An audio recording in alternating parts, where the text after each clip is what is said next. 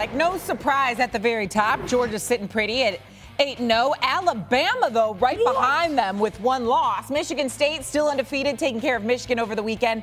They're at number 3. Oregon, who does have a loss on their slate, sits at number 4. And then Ohio State at 5. Cincinnati getting the snub at number 6. And so Jordan and I watched this reveal together last night and had similar reactions, but I guess for me, the biggest surprise was Cincinnati so far on the outside, not at 5, but at 6, undefeated, still looking in. What about you? It's a powerful statement made by this committee. One I absolutely disagree with is this an undefeated team. They've done everything asked of them in the Bearcats. They have the second most impressive win in college football on the road, going into South Bend and beating Notre Dame, who's the 10th ranked team in the country.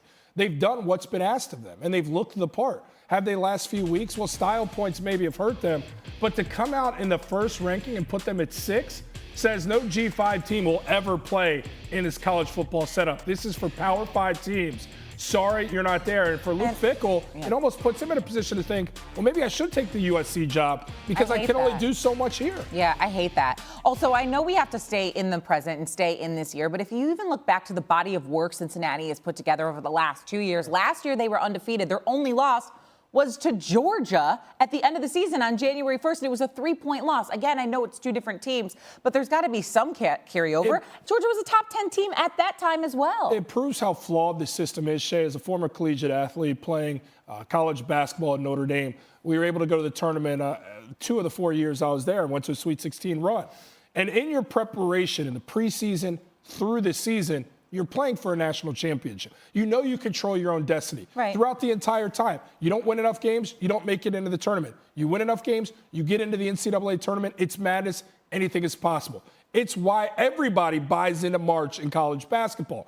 For college football, it's flawed. A Cincinnati team could go out there and be perfect and still not control their own destiny. We've got to expand this field, and you can look at the alliance and say, hey, this alliance coming together has halted the ability for an expanded playoff. So you can put fault there. You can put it in a bunch of places. Cincinnati is the most disrespected. And Alabama might make history as a first 2-loss team. If they play Georgia close in the championship game, assuming they get there and it's close, that ranking at 2 says you play them close enough, we're going to give you the ultimate respect and put you in. That's scary. Yeah, that is not what I thought. I thought that means that Alabama controls their own destiny, meaning if they play Georgia in the SEC championship game and win, they're in. They lose, they're out. That's what But it could also mean play them close enough, lose by a last-second field goal, we may still give you the benefit of the doubt, and that would be madness. Yeah, that is true. Anything else that stood out to you about these rankings outside of just the obvious in Cincinnati that I know both of you and I were hot on? Disrespect of Oklahoma being an undefeated squad coming out of the Big 12 speaks to there's not a lot of respect given there.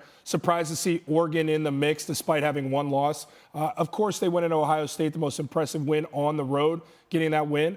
But they lost to a 3-5 Stanford team. You cannot be a team playing for a championship and have a loss on your resume to that degree. So to get the respect and slide Oregon in at 4 was pretty mind-blowing to me. And so now this is where we hang on every win and loss, style points, how everything is done from here on out for the remainder of the college football season. It is fun, and it's going to continue to be fun. Thanks for watching ESPN on YouTube. For live streaming sports and premium content, subscribe to ESPN+.